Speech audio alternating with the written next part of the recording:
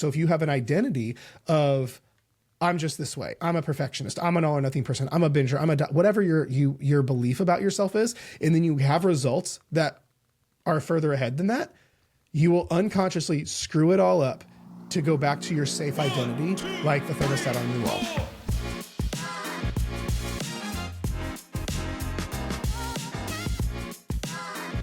I really appreciate you coming on. Yeah, I appreciate you having me. So you're from, Awesome. you're over in Korea right now? I am. I'm from the United States, clearly, but we live in South Korea. My husband works for the government.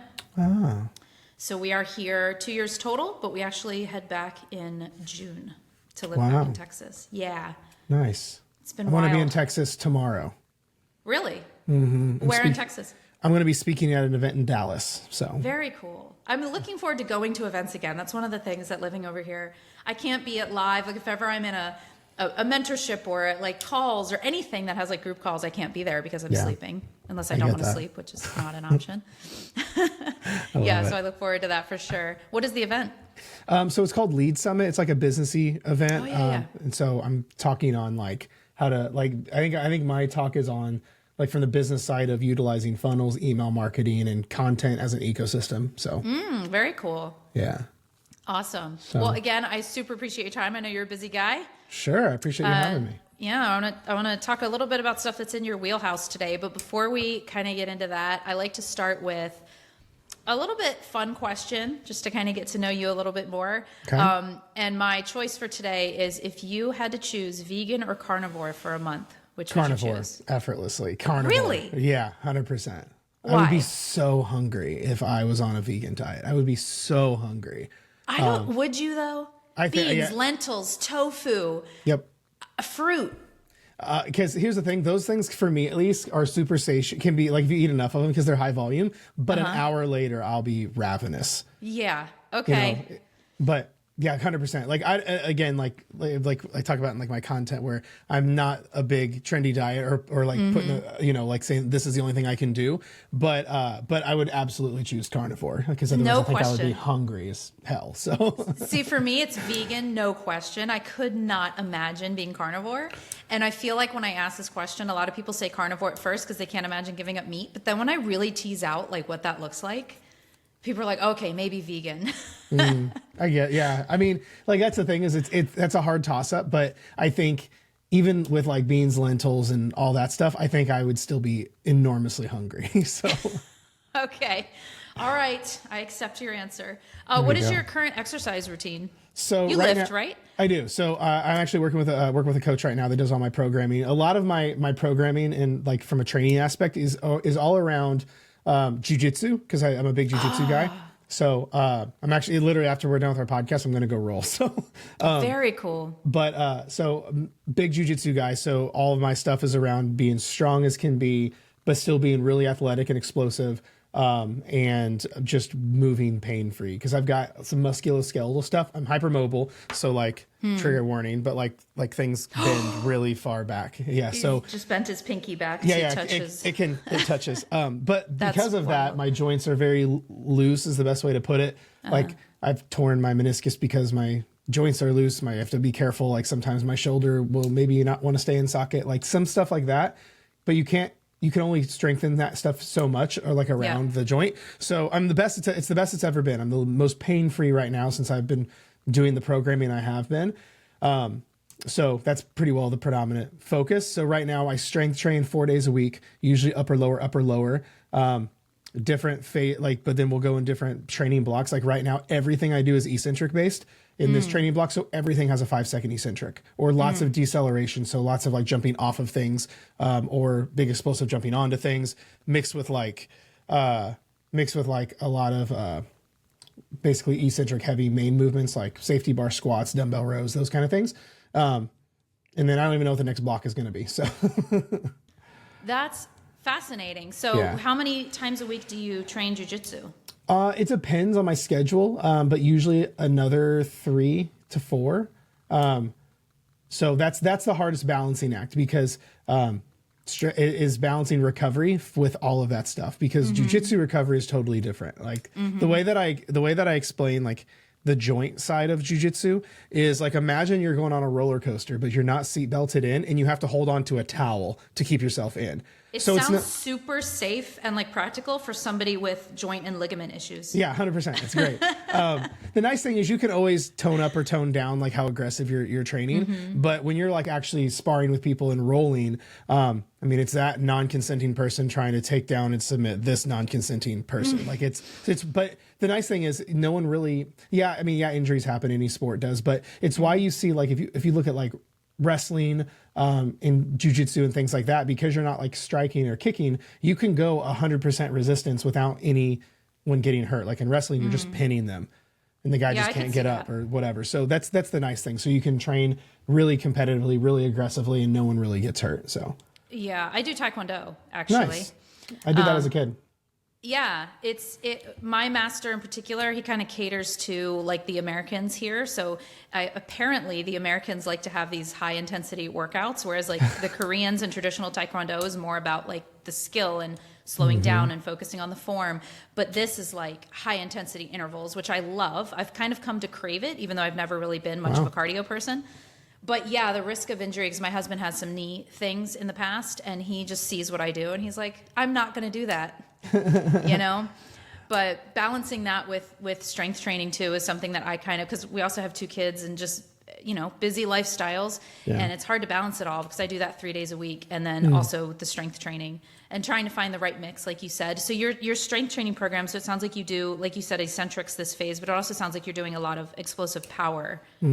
Is that kind of in before your main lift? Are you doing that, or is it kind of woven throughout? It depends on what day and what the block is doing. So right now, like for example, I just had my my first lower body, or one of my lower body days yesterday, and I'd had, because it's also helping me for conditioning for jiu-jitsu too. So I had 10, 15-second intervals on the air bike. Then I did acceleration jumping. So I would do like basically jump for height on a box. And then we did eccentric safety bar squats. Dang. Yeah. So lots of pre-fatiguing, lots of stuff like that. So it's awful. Like there are some days I'm like, this is rough. Terrible, but it's also like, but it's all based around like my goals of being really, really dominant in jiu-jitsu. So it's literally what it demands. So, and since I've been training and working with the guy that I'm working with, it's been a game changer. Like I do, just on top of like, there's normal skill stuff that you can't replace with, but from a athletic side on the mats, like it's been night and day different. So so you're definitely seeing the results from that. Very and I used to have a lot of pain, like a lot of back issues, knee surgery, pain, and things like that. And I don't have any now. Like I'm strong. I move well. I jump really high, like a lot of that stuff. So would you credit, because you also said you do a lot of mobility, like moving through motions pain-free. Would you credit most of that to like the mobility training that you've been working on, or maybe specifically the power training? You know, it's funny. I would say all of it, because I actually don't do a whole lot of what you would label stereotypical mobility stuff, but a lot of the tempo changes that this protocol I do does, it's kind of like a level of mobility stuff. So for example, I may go through a phase where I have 5-second concentric actions. You ever done a dumbbell chest press with 5-second on the way up? You know? Right. So and that was where I found like everyone thinks about slowing the eccentrics down where the muscle's lengthening, or pauses at the bottom, but I have never emphasized isometrics on everything, like at the bottom of a dumbbell roll, holding that stretch for 5 seconds for sets of 10. Or the one that was the most shaky was I would do 5 seconds down, 5 seconds up. Yeah. So man. like I would be on a barbell, and I'm just like 5 seconds shaking like crazy. But how then many reps? Maybe 10.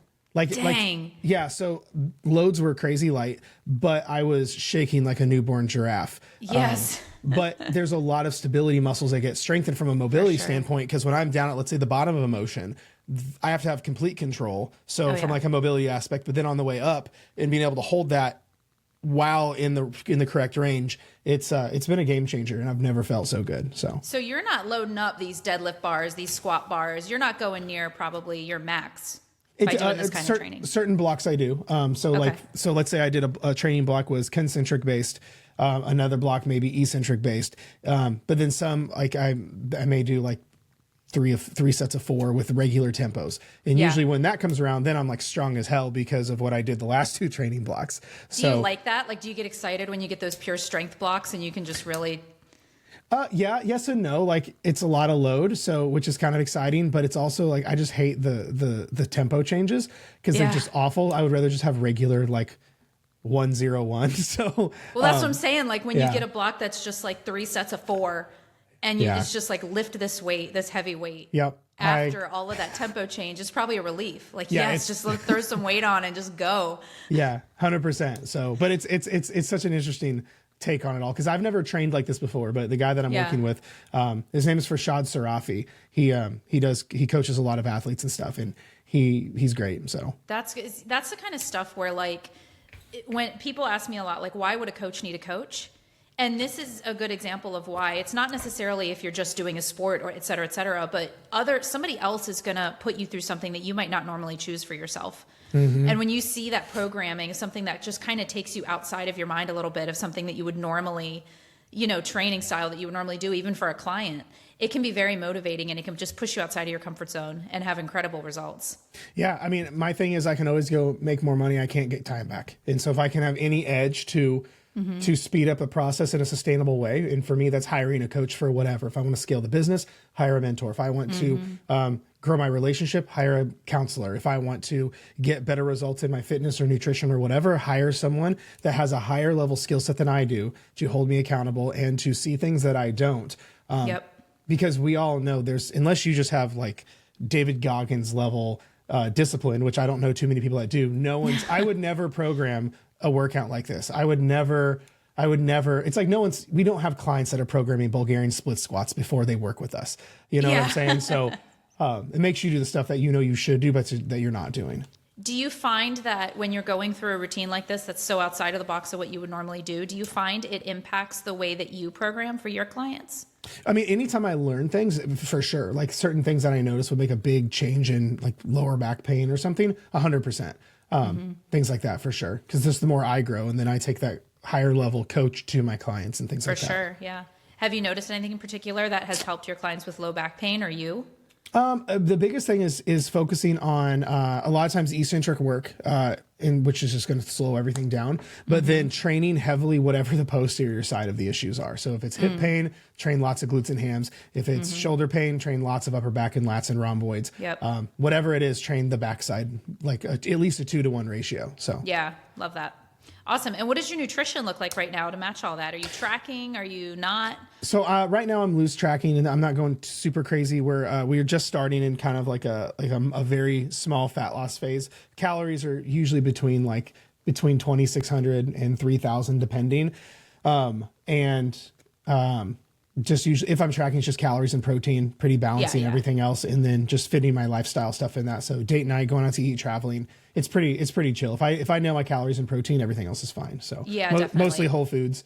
So when you say loosely tracking, do you mean some days you are, some days you're eyeballing it? Or do you mean calories and protein when you say loosely tracking? No. So it depends. So as in like loosely tracking, like if let's say it's a crazier week or a crazier day and I'm like out and about and I don't have the food scale or whatever, I eyeball a lot. But after doing this for so long, it's still relatively accurate. Or if there are days that times that I just may not be tracking, but like I have like an eyeball of where it is. A lot of it comes down to like how intently that's the main goal. And so we're just now starting that. So very cool. Yeah. Yeah. I always think it's good to hear these things from people in our positions because I think the perception tends to be from other people that we're always tracking every macro all the time. Our fitness is always on point. And it's nice to hear, all of last month, it was like, what's your fitness routine? I don't know. I try to get in the gym. I try to move the weights around. If I do it 2 days a week, I'm happy. I'm in a slug, I'm just unmotivated right now, not in it. And that's, that can be normal.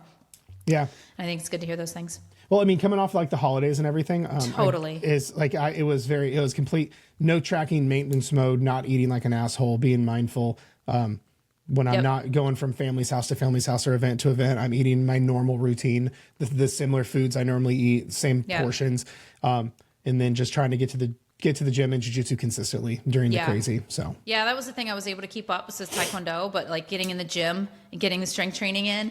And then in terms of nutrition, We did like a Whole Foods challenge, which I think is like so good after the holidays. But I always find it fascinating how many years I've done this, how your palate really changes when you just go from eating kind of, especially after the holidays with like cookies and pie. And even when you're on point, like we both know how to eat well. We're both eating enough protein and vegetables throughout that. It's just that you're including more of these like more hyper palatable, high sugar, high fat, high salt things.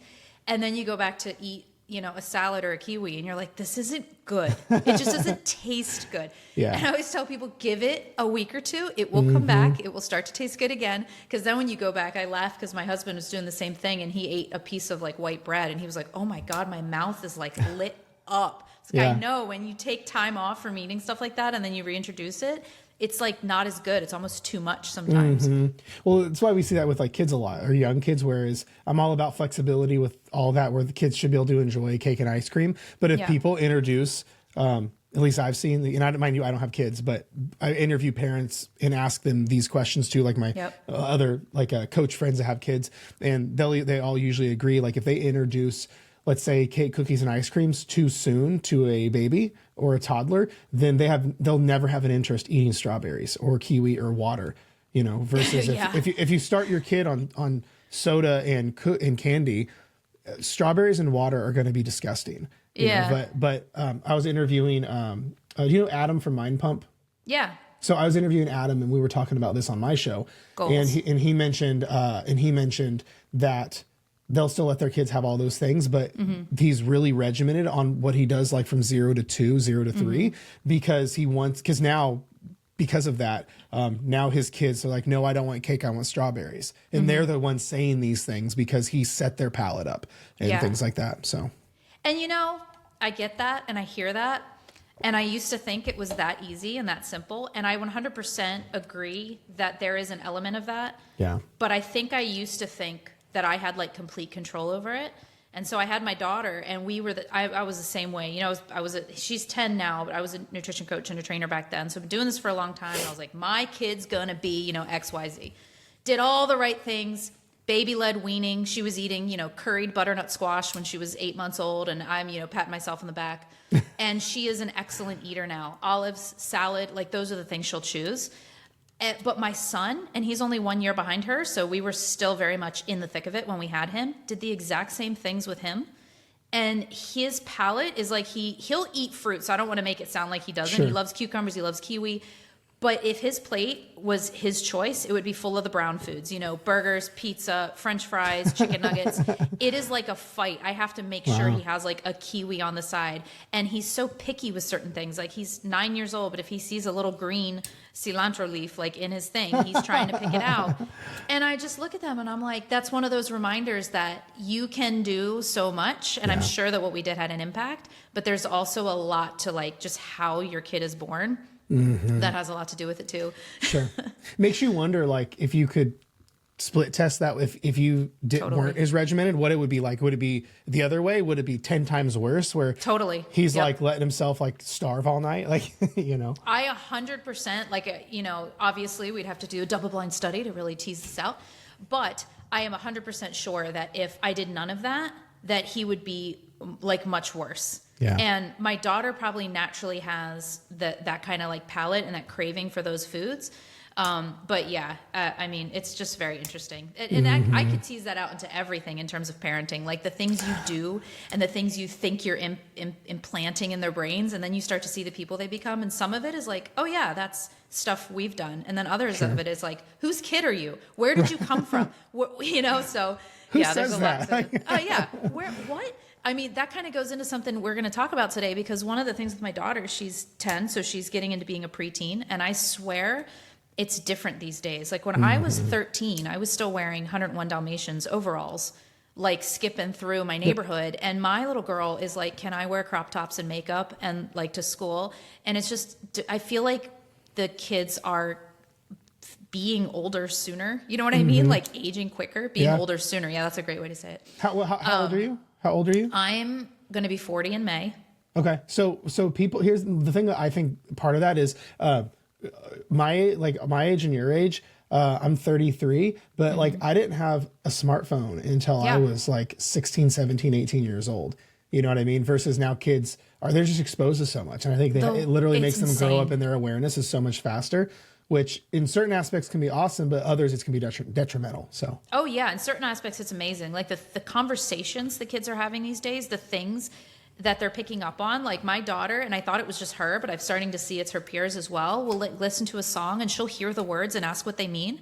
And I'm like, when I was listening to music, that stuff, that was bad words and all the stuff they're talking about was going over my head. And now I'm having to explain these things to my daughter because she is actually listening. Like there's an awareness that these kids have that is different. And again, that can be good because it leads to amazing conversations, but it can also be really negative and it's very scary. And having to explain to my daughter that it's not just that I think what you're trying to watch on the internet is dangerous, because she'll say, what is she doing that's so bad? And I'm like, she's not doing anything that's so bad. But the fact that how do you explain subconscious comparison to her? She's like, I'm not comparing myself to her. I'm like, you don't even know you're doing it, little one. Like it's happening. That in itself, especially for girls, but then just this desire to scroll, the way my son loves to watch other people playing video games on YouTube. I don't know why. It's a thing little boys love to do. But the way that his attention span is being kind of almost like preyed upon, I'm like worried he won't. That's why for him, I'm like, we have to limit it because you're not gonna be able to watch a regular family movie if this is what you're used to. Did you know there's I can't remember which ones, but there's some of the like popular kid shows right now. Here's how they're testing them. Like I just recently found this out is they will like, let's say put the first half of this episode and they will put it in front of children. And then they will also at the same time when they're testing the content in front of the kids, which is their ideal client or their ideal viewer, they'll put another thing of their parents or parents talking next to them. And if at any point the kid goes from watching the kids show to looking what mom and dad are saying, they make a note of it and they redo it.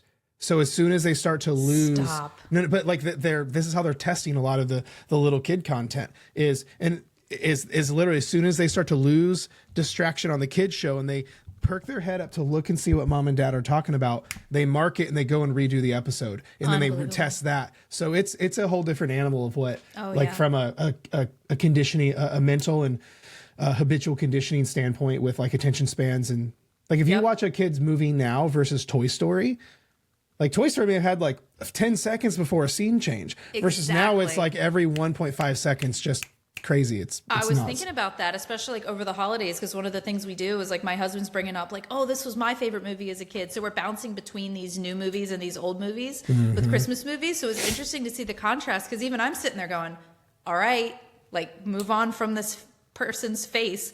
The dialogue that somebody would say, you don't hear like these long paragraphs of dialogue anymore. You just hear these quick snippets. Or if somebody is talking a lot, they'll switch to look at the other person's face for the reaction so you don't have to look at something too long. And then you add on YouTube, and that's a whole other animal. You know, the fitness world is heavy on social media, right? So it's like, how can we get our audience to be more engaged? Flashy things. You're having to, if you're just talking, you're having to cut up you talking and zoom in and out and zoom in and out in order to make it more engaging. Right? It's insane. And I'm really fascinated to see how I'm trying not to be that old curmudgeon that's like, oh, this generation, you know, but I am very fascinated to see what this is going to lead to, while also trying to be, I mean, I think we're the first generation having to raise kids in this age. But bringing it back to nutrition and stuff, it's hard too, because one of the things that I wanted to get into today was how you and I, and more so me, and maybe even people more in their 40s and 50s, grew up with this like fitness and nutrition trauma, like of the 80s and 90s, right? And in a lot of ways, I think it's a way better world right now. But like you said, kids are so much more aware and there's so much more out there. And so even though I think I'm doing a really great job and getting my kids in the gym, we're talking about nutrition from like a scientific and fundamental standpoint. We're balancing all these things. And we've been talking about it forever, but yet my daughter, there was an instance, I think it was last year, so she was 9, she was walking with a friend and they were sharing popcorn and the friend was holding the popcorn, and while they were shoveling popcorn, it was like caramel popcorn, while they were shoving it in their mouth, it was like falling on the ground, and my daughter made a comment of like, oh, you keep dropping the popcorn, like be more careful, and her friend turned and said to her, oh, that's okay, that's just calories, we don't, that's less calories that we'll consume. And so that actually, we hadn't actually talked about calories yet. My kids know about protein, they know about carbohydrates, they know about fat, they know about vitamins, minerals. We haven't touched calories because, you know, you can imagine the reasons why we haven't touched calories yet. But she literally asked me, what are calories? Are they bad? Because my friend doesn't want to have any. Are calories bad? And I was like, oh my goodness. Like that's, without even knowing the word calories, what she picked up from the world was that calories must be a bad thing. Mm-hmm. And it's wild. Yeah, it's the big takeaway. Like the thing with a lot of that, and like what I talk about in like my content or like those skits that I'll do, is a lot of it is the meaning that's associated, because whatever the meaning is associated is what is internalized by the child, right? Yep. So, for example, like a common one that I hear a lot with my people is like if they always heard their mom growing up saying, "I'm fat, I need to lose weight," and they're just complaining and being upset about how big they are, but everyone also says, "Oh, you look just like your mom." Yep. Now the kid goes, oh, if mommy needs to lose weight, does that mean I need to lose weight? Yep. Right. And because of it always goes back to what's internalized by the child. So yeah, and that's another instance where, like going back to just talking about raising kids in general and how you think that you're implanting all of these things, but then your kid, they have so much more influence in the outside world. Yeah. I've heard you have until about age 7 to 9. And then the world takes over. The rest of the world takes over. And I see that happening because my kids will say things or ask me things where I'm like, we've been talking about this since you were a kid. Why in the world would you have formed that opinion? And this is like one of those examples where is she forming this fitness and nutrition viewpoint from the outside world when her mom is a nutritionist, trainer? Like, I've been doing this forever. And like she does, I think that what happens in the home in terms of that is a bigger impact long term. Sure. But it is still interesting to see the things that she's forming just by being out. I mean, even carbs, she'll talk about.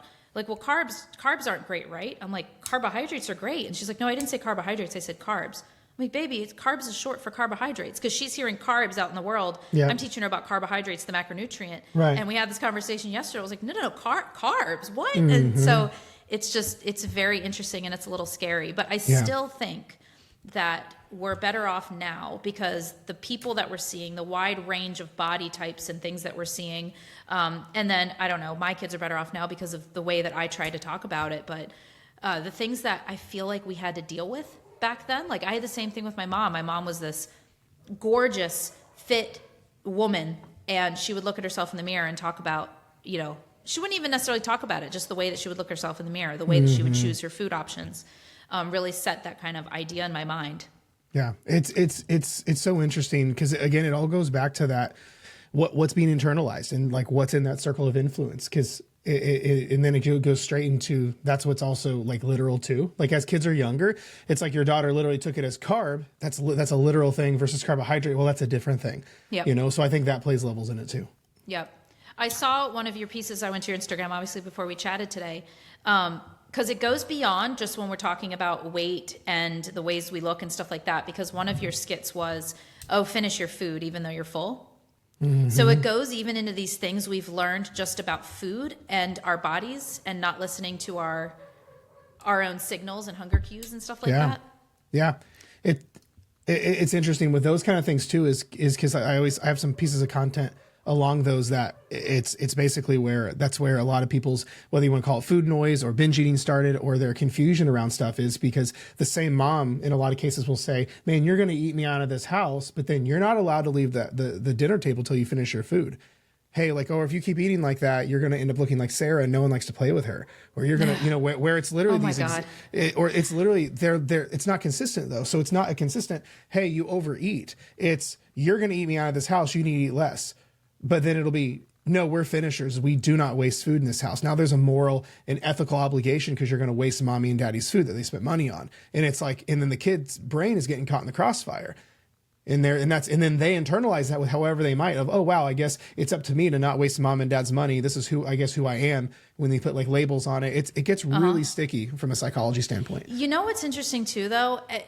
Again, like as a parent, so I had all these things that this is what I'm going to do. And, one of them was, I'm not making extra dinners. I make one meal and you eat what's there. All these little things. But my kids, I find myself, when you become a parent and you think you're going to do all of these things, you find yourself in moments of stress or moments of pressure or moments where your kids aren't doing what you want them to do. You find your subconscious reverting back to whatever your parents said or did, whether or not you agree with it. And so I've tried to figure out, like, is this that or is this? But I get so frustrated because it's a real thing where my kids will pick at a meal. They won't really eat. I try to do the right thing. Nope, you listen to your body. When you're full, you're full. And then an hour later, we've cleaned up from dinner, and guess what they want? They want chocolate. They want that cupcake, that leftover cupcake. And I'm met with this dilemma of like, I literally try to teach 80-20 to my kids. I draw a picture of a stomach. I show how if it's 80% full of these things, you will get the nutrition you need. 20% you fill with this. But I try to show them like, you're doing 50-50 right now. You're eating a green bean and a piece of chicken and saying you're full. And it's a hard balance because I find it actually hard not to demonize the other foods. It's very tricky in practice a lot of the times. And then the same thing where I spend like 45 minutes in the morning packing them a lunch. When that lunchbox comes home half full, half empty, like the wasting food element is a big piece. Yeah. And so all these things, and I think that each person internalizes things differently as well. So whatever message you think you're sending, they might internalize it exactly how you want, or they might internalize it totally backwards, like in a way you didn't intend. Parenting's hard. Yeah. Oh, yeah.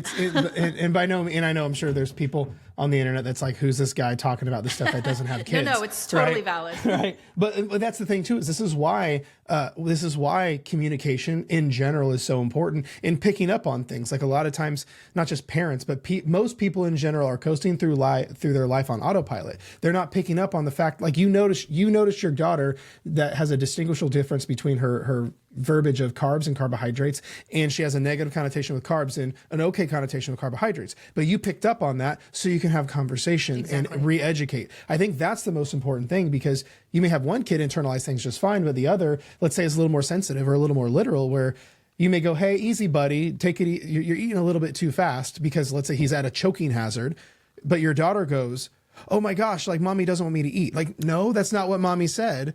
But they may have taken it a little bit more literally. But this is why I think most people need to have a level of acuity around what they say, but also don't just coast through on autopilot. Like half of the reason most arguments in marriages, forget kids, is because one person internalizes something the wrong way. They may have been a little bit hot or triggered when they heard something, or someone wasn't aware of their volume or tonality, but the other person got offended, but they didn't say, hey, did you actually mean it like this? I can't tell you how many times my wife and I have had these conversations where, let's say I came off of work, and then I go downstairs to go into, I'm not on a work mode, and I didn't realize I was like still in intense Jared mode. And so something may have been mentioned a little bit aggressively, and I didn't even think anything of it. But we have, our relationship is, hey, and she'll share with me how she's feeling. And I go, oh, I had no idea. And we'll talk about it. But I think that same concept needs to go for everything. But most people are just oblivious autopilots their whole life. And then they wonder why they're messing their kids up. So absolutely. Have you heard about the idea of like impact versus intention? Not by the name. It kind of sums it up. And I think that you could take this as a blanket statement for a lot of things, but there's obviously the impact that any action might have on somebody else, whether that impact was intended or not. And then there's the intention of the other person, and both need to be, obviously when you had when you came in full Jared mode and you were a little bit aggressive in your statement, your intention wasn't bad, but the impact it had on your wife was negative. So it's her responsibility to communicate that impact to you. And it's your responsibility to communicate your intention, but also take ownership, not ownership of the impact, but acknowledge it. But it's also then her responsibility to understand that your intention was not in the bad place. But I have this conversation all the time with my kids, because they're always like getting mad at other kids for et cetera, and having that conversation.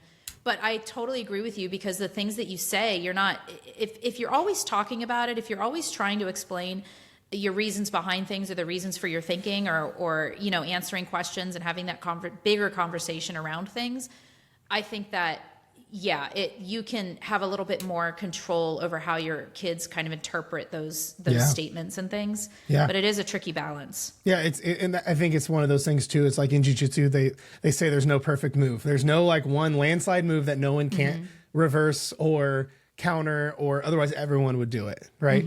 I think it's the same thing with all of this. Is there's no one perfect way to parent, because you could parent. I mean, how many times have we seen parents have the exact same identical situation, but one kid turns to the honor roll, the other's a drug addict, and it's but they came from the same house and the same everything. So that's why I think this game is nuanced, and I think going into it, knowing its nuance, doing the best you can, being aware of your triggers from your childhood and these kind of things. Because that's the other piece is most parents are walking through parenting without ever have addressing their inner child or their inner issues or healing from their selves. Like they're trying to raise emotionally regulated children when they're not emotionally regulated themselves. Exactly. And I think that's the big thing. It's why I always tell the people that I work with that one of the greatest things you can do for your kids is if you just fix you.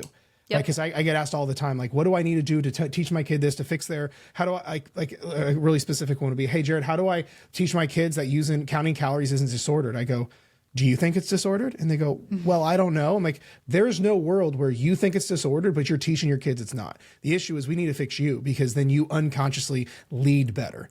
Otherwise it's just putting on a facade. So I think one of the greatest things a parent can do is just fix their own stuff, fix their own things going on, and they, as a byproduct, raise better kids.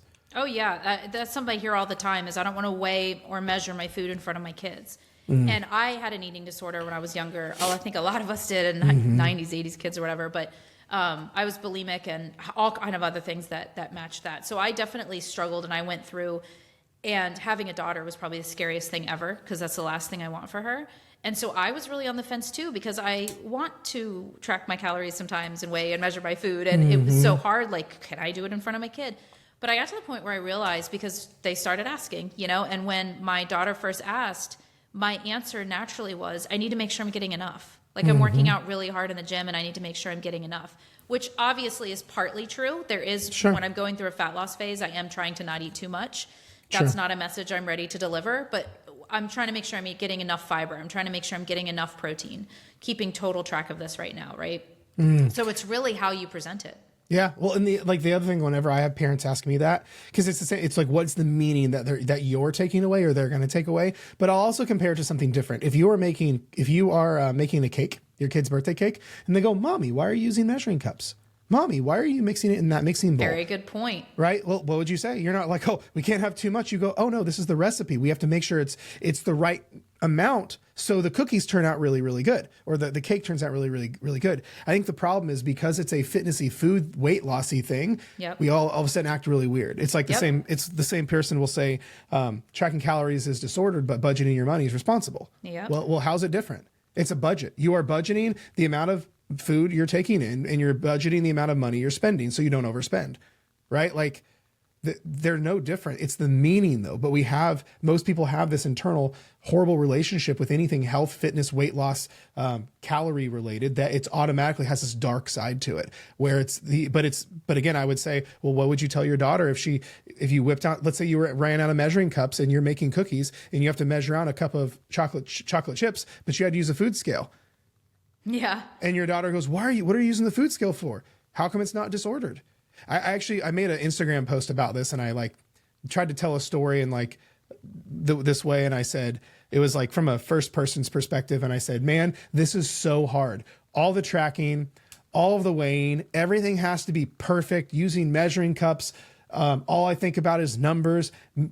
And I just was complaining about the tediousness, but man, they were making a cake. But I'm like, man, I know these cookies are going to be phenomenal. Yes. And everyone's like, oh, that's not where you were taking it.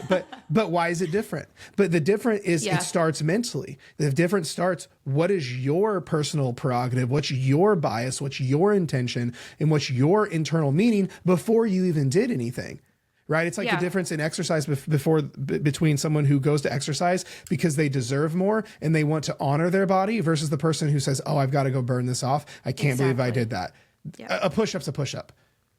Right? But it's the intention behind it that changes everything. It's the energy behind it that changes everything. Yep. And it's so even when talking about the budgeting analogy and people's bad relationships with food and nutrition, there's plenty of people that have bad relationships with money too, that were taught negative things about money, that had horrible upbringing when it came to finances.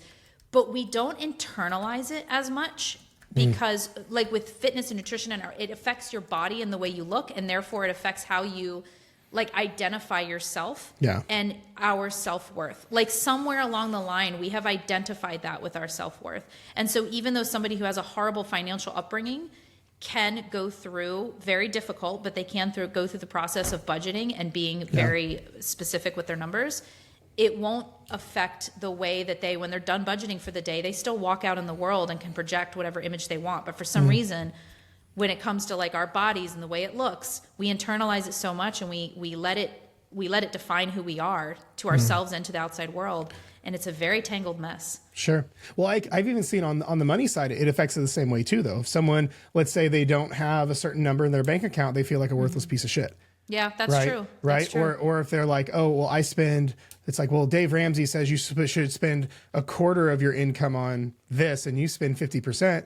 But you're like, wow, I shouldn't be doing that. I should be doing. And when we start shoulding on ourselves, then that can affect your own standing, right? Like at the end of the day, it all goes back to what's the energy, intention, and meanings we're extrapolating from the situation, the actions or the outcome. Yeah. That kind of heads into, I wanted to chat a little bit about like self-sabotage today, and how so many people, yes, with a weight loss goal, but lots of different fitness goals, how adults can self-sabotage. And it is a lot connected to these messages as kids, this, quote unquote trauma we had as kids. But what are some of the big ways that you notice that adults tend to just totally self-sabotage themselves that really has nothing to do necessarily with like the actions, but more so the things that they're telling themselves in their minds? It's super simple, but crazy deep. It is your identity or beliefs. Yes. And then if you are experiencing a new familiar, psychologically. Expand on that one. Expand on that second one for me. So psychology teaches us that our mind and nervous system crave what's most familiar. Yes. Right. So like right now, if you were to cross your arms, I bet you cross your arms in the exact same way you have for the last 20 years. Very and likely. I bet if you were like, if I cross my right over left, my non-tattooed arm, this is normal. But if I cross left over right, this feels so awkward, like almost wrong. But it's because my nervous system habitually just does what it's always done. So a lot of people have this like internal clock that goes off in terms of our actions. Like for example, if you let's say wake up grumpy every day, let's say you hate your job and you wake up grumpy in a bad mood every single day, and you wake up at 8 a.m. Well, on Saturday, you don't go to work. It's normal for you to wake up grumpy because that's what you've taught your nervous system every other day of the week. You have no reason to feel grumpy because it's the weekend, you don't go into work. But if you're programmed habitually and mentally and emotionally, that's the old familiar. So you're going to find a reason to be grumpy, right? Let's say you're normally grumpy because you're in traffic and you're in every day, but now it's Saturday morning and you don't have to get out of bed. But now the dog is panting just a little bit too loud for you. Or like your kid is just chewing their cereal, just like, oh my gosh, shut up. Like it's your brain is so conditioned, it's going to find another resolve to find where its home is at emotionally. Right. So this is where it comes in weight loss. A lot of it's here. If let's say someone, every time they've lost weight, they've always gained it back, then you're going to naturally find a way to always gain it back until you break that pattern. Or for example, if let's say every time you lose weight around the 8-week mark, you lose all motivation. It doesn't matter what program you hop on, 8 weeks in, like clockwork, you're going to lose motivation, literally almost like a woman's period. It is so calculated. It is so like right there. Maybe a day or two behind. Expecting it, like subconsciously expecting it. Right. It's not even, most of the time it's not, it's completely unaware. It's completely subconscious. So that's part of it, where it's anytime sabotage hits in any situation, it's always when you are experiencing a different reality. Because I always like to think of it this way. Sabotage only kicks in when you're doing well. Right? It's kind of like it's like the thermostat on your wall. If my thermostat is set at 70 and the room is at 70, it turns off. All of our thermostats do. It literally just shuts off. But if it's 70 and your kid leaves the door open on a hot day and the room heats up to 80, the thermostat goes, ooh, we're not set here. And it kicks on to do whatever it needs to do to regulate the temperature of the environment to what the setting is at. So if someone has been overweight there for the last decade and now they're starting to lose weight, physiologically, mentally, and emotionally, there's a difference in the thermostat setting. So that's when something magically happens. Oh, money's tight and I can't afford the program. Oh, the kids got sick and I couldn't make it to the gym. And that was the hair that broke the camel's back. Oh, my husband went into double overtime at work and I had to shovel the kids around. I wasn't able to get help. And then all of a sudden it started there. Sabotage is sneaky. A lot of time, actually, literally right before we were talking, I was literally just making a carousel post on this. A lot of people think sabotage is this like smack in the face, here's your sign coming, but it's not. If sabotage was a person, a lot of people think it's like the weirdo picking his nose that smells funny, that's staring at you from across the room. That's obviously a creep. That's not the case. Sabotage is the attractive all-star that everyone loves, everyone trusts, that has just the right words and is almost seductive. That's what sabotage is. So that's why most people are oblivious to it coming in, because it's always legitimate or feels legitimate. You feel like you're a lost cause. You feel like you should be further ahead. So then you stop doing things. You show up different or what have you. Or it's real life things happen. Money got tight. You ran late for work. You got sick. But ironically, it's every single time you start doing well. You start hitting in the groove. You start whatever, which leads to the second reason where your identity and beliefs are. Because if you believe, let's say, I'm not worthy of the goal I'm trying to get, and then you get the goal, it's death to that belief. So you have to sabotage it. Right? If you have a belief of I'm too old to lose weight and you start losing weight as a 60-year-old, you have to mess that up subconsciously because it's death to that. Because the thing is, this is the underlying premise of all of it. Your brain only cares about self-preservation, not happiness. Your brain could give two shits if you're happy. It only cares about not dying. So if you have a belief, this is the dichotomy. There's a relationship between your identity and your subconscious mind is like a mother bear where it's going to protect it. So if you have an identity of I'm just this way, I'm a perfectionist, I'm an all or nothing person, I'm a binger, whatever your belief about yourself is, and then you have results that are further ahead than that, you will unconsciously screw it all up to go back to your safe identity, like the thermostat on your wall. So you can keep either fighting uphill, or you can just go change the thermostat setting and actually change your identity and shift your beliefs around yourself. Then you all of a sudden quit sabotaging. So I'm assuming you've read Atomic Habits. Yeah, I tried to get James Clear on my podcast, but he said no. So that would have been a good one. He straight up, he responded. He said no. Yeah. I feel like that's pretty cool. I mean, it's pretty dope, but like I still want to get, I'm going to ask again, but yeah, no, you keep pushing. My network is in a better place than it was a couple of years ago. So I might pull some strings and have a friend of mine reach out. So, but there was an analogy. I didn't read the whole book because I'm ADHD and I can't read things that my subconscious says I can't. It's really annoying. But there was an analogy in there I liked about the cigarette smoker, where Jared walks outside to take a smoke break, and he sees like Jamie and Bob sitting on the curb, and Jamie, hey, you want a cigarette? Jamie says, no thanks, I'm trying to quit. Bob says, no thanks, I don't smoke. I'm not a smoker anymore. Little does Jared know that Jamie and Bob both had a cigarette 15 minutes ago, but it doesn't matter. It doesn't matter what you've done. It matters what you choose and how you identify. And Bob has identified himself as a non-smoker. If Jared was a jerk and really wanted to pressure somebody into joining him in the cigarette, he'd probably pressure me because I am trying to quit, but I'm not there yet, right? And this actually happens a lot, like at parties and things like that. When somebody kind of insecurely projects themselves as trying to lose weight and trying to lose weight and be better and eat better, I notice that people around them, especially comfort people like family and friends, like, oh, come on, it's just this one. Oh, come on. But when somebody has this air of this is who I am, I value nutrition, I value health, people don't even second guess when I avoid certain things. Actually, it's almost the opposite. When I do indulge, people will like comment, wow, look at that, so it's very interesting. The health nut is having brownies. Yeah. Exactly. So what you project, it's not about how I look. It's not because I am this ripped, muscled She-Hulk. I look fairly average. Yes, I'm not overweight, but with my clothes on, you wouldn't necessarily be able to tell that I'm very fit. So it's really what I'm projecting and what is out there and how I'm identifying. Well, and it's your energy. Because sure. when you have a certain belief system, it can be felt in your energy, because energy also goes into all the cells of your DNA, and then we transfer that to other people. It's why you can feel certainty. When someone's, it's why you could hear a car salesman and it's just like he could say all the right words, but something just doesn't feel right. It's because his uncertainty is coming out and you are picking up on it. It's why when you go, I got a weird feeling about this guy. But then you have someone like me who's not politically correct, and half of the posts I write have typos all in them.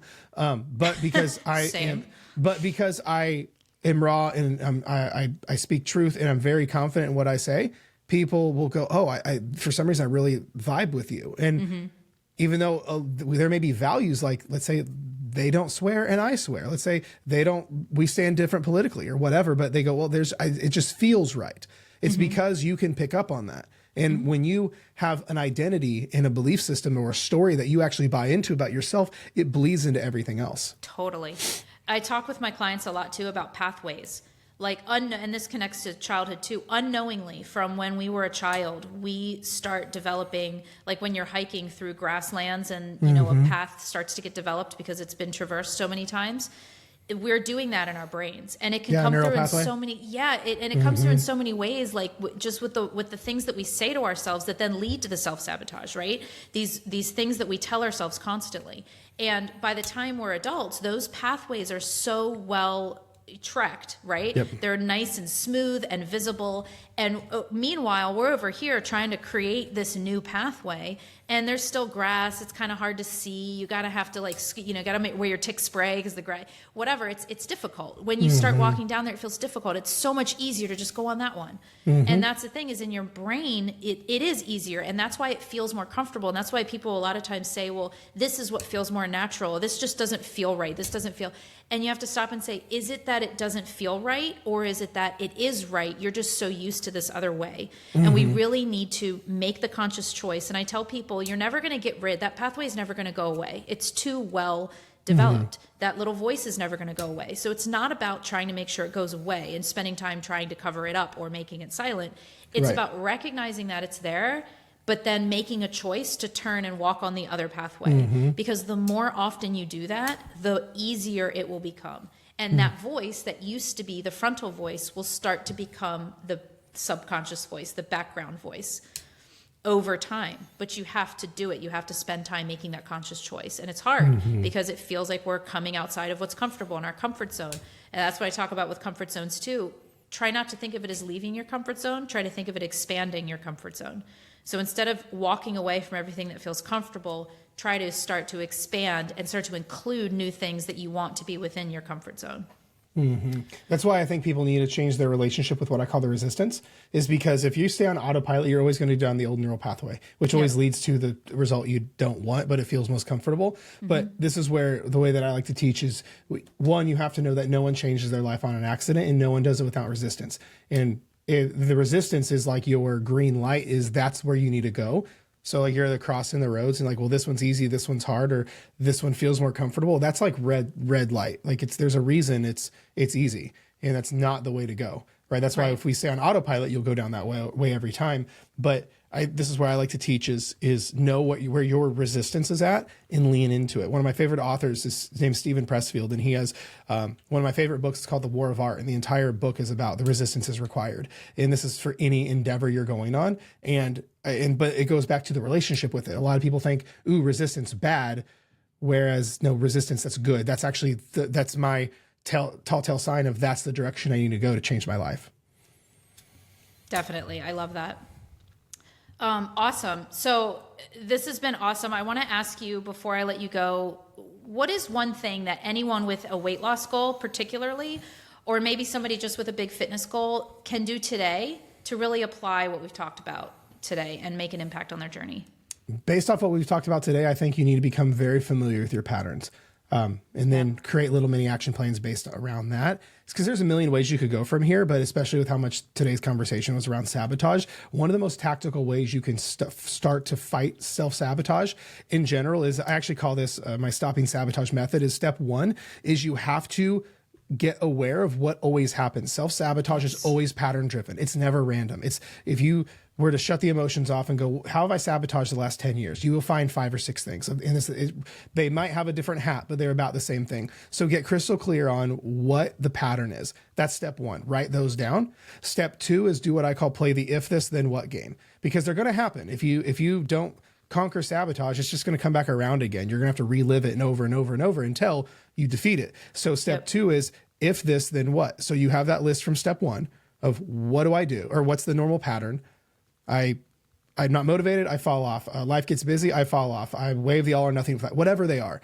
But then if this, then what? Map out, if this happens, I lose motivation, then what am I going to do? Create your action plan. If this happens, I get busy and my husband gets sick and I can't make it to the gym, then what am I going to do?